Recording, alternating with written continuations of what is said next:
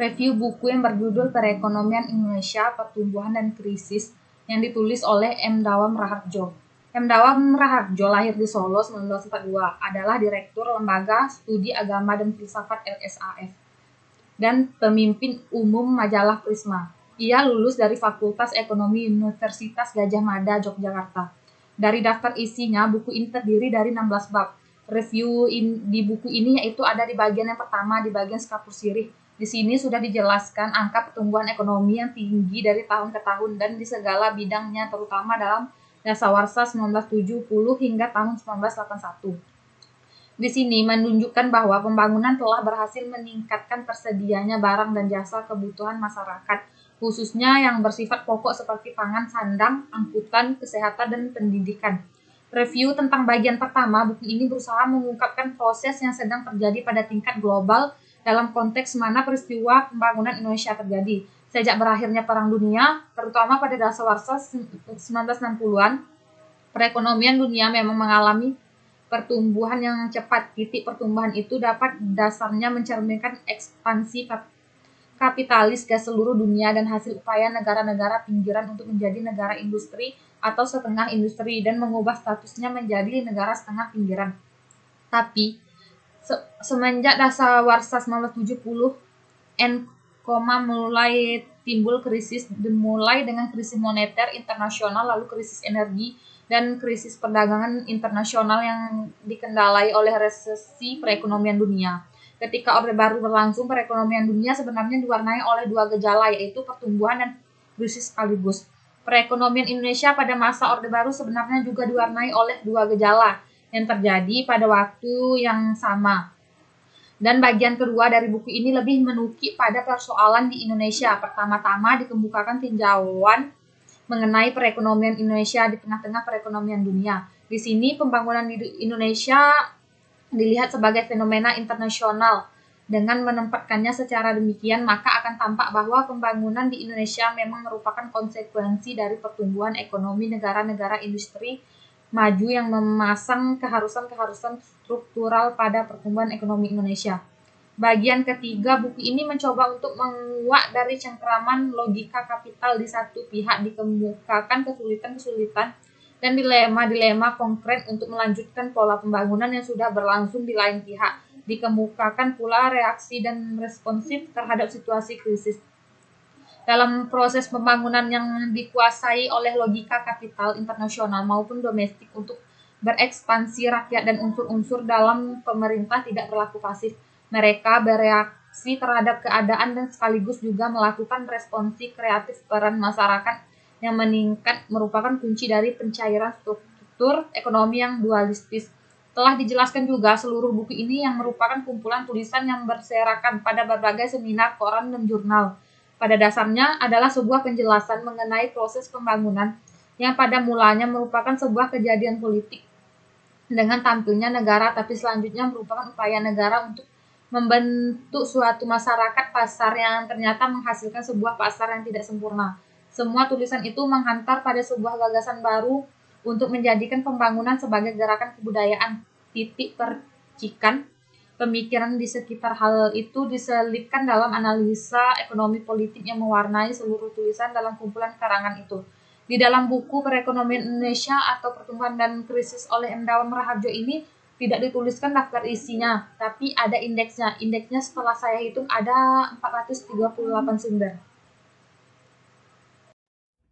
Assalamualaikum warahmatullahi wabarakatuh. Kita lanjut ke mahasiswa selanjutnya, Tri Evita Safutri. Untuk NIM-nya 501200517, kelas 4F, mengumpulkan pada tanggal 22 April 2022 pukul 6.24 menit ya, pagi. Oke, kita lihat Tri Evita Savitri, bukunya apakah cetak atau elektronik? Kita bisa cek. Sampulnya seperti ini ya. Perekonomian Indonesia, pertumbuhan dan krisis. Oke. Tugasnya kita cek. Daftar isinya. Ini ada 2 halaman. saja bagian halaman keduanya yang paling penting. Kita mau lihat berapa lembar. 289 lembar bukunya. Buku cetaknya 250 lembar.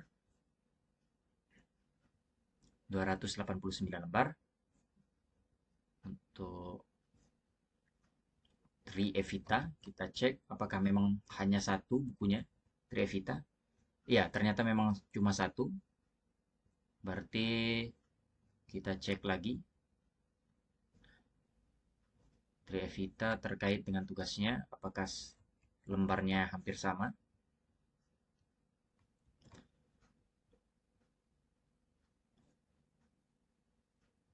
Oke,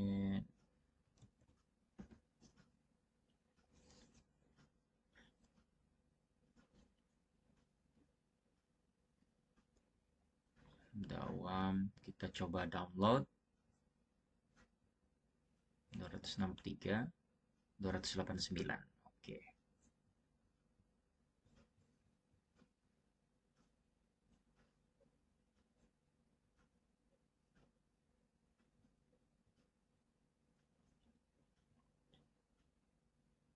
Trevita 100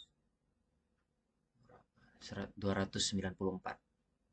Sini 209. Oke, sudah mendekati.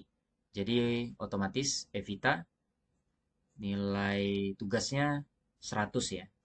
Nilai tugasnya 100. Kemudian UTS-nya kita coba cek. Evita tugas the course of work. Ini coba kita cek tugasnya.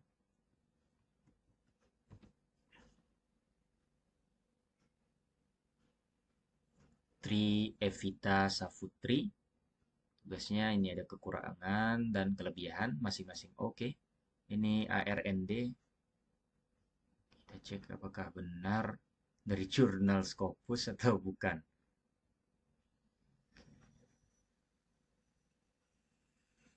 Kita lihat sumbernya. Mana yang jurnal Scopus, WOS, atau Sinta.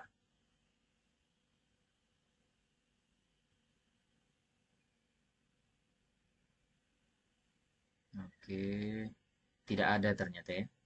Tidak ada, ya otomatis nilainya 60 ya. Tri. Kemudian kita coba cek videonya apakah sesuai standar atau tidak. Sesuai standar atau tidak. Oke.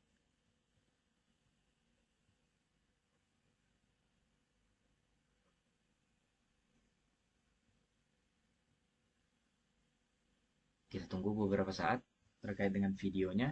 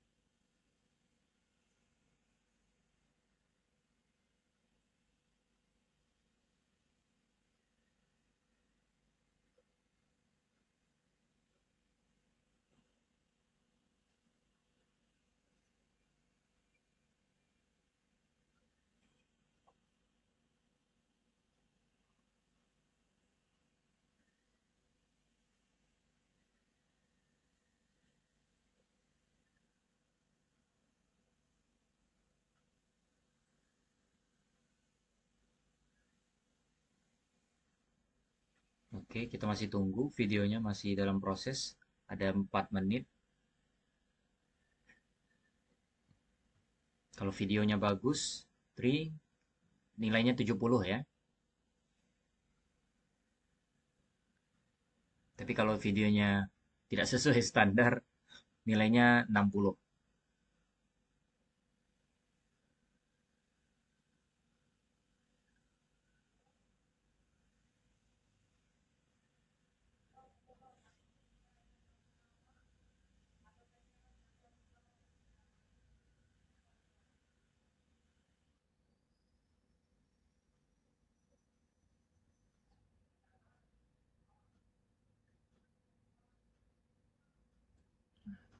Oke, si proses.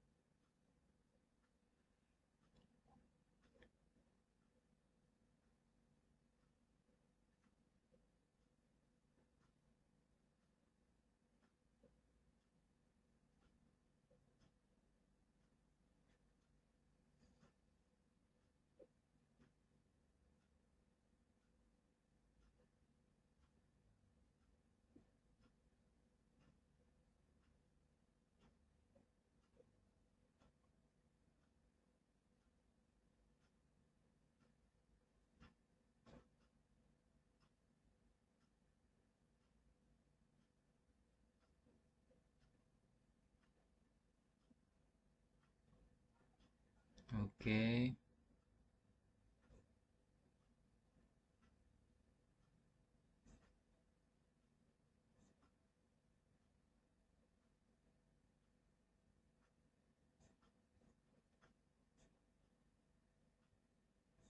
ini terlalu lambat ya. Trievita kita cari di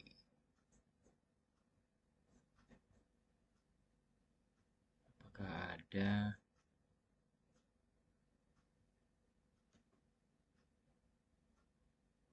Oke, coba cek. Saya cek dulu video-video Trievita.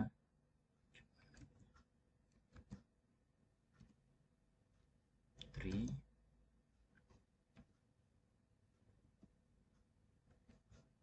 tidak ada.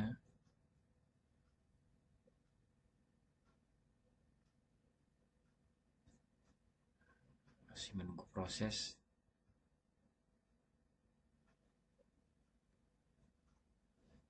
Cukup lama ya videonya berputar.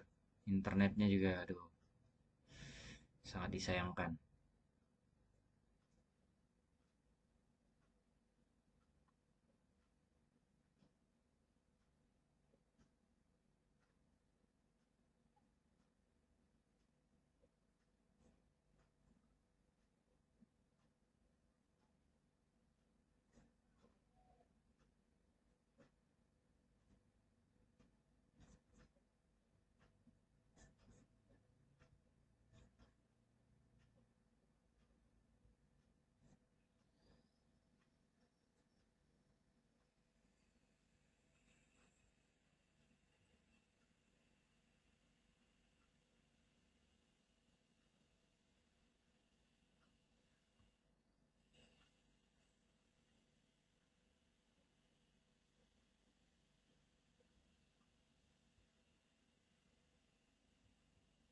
Oh, masih belum berputar. Oke.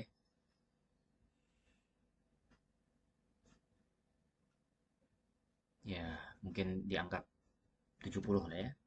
Karena sudah berusaha membuat video. Oke, ini Trievita dapat nilai 70 juga. Sampai jumpa di pertemuan selanjutnya. Untuk mahasiswa selanjutnya akan kita koreksi juga. Assalamualaikum warahmatullahi wabarakatuh.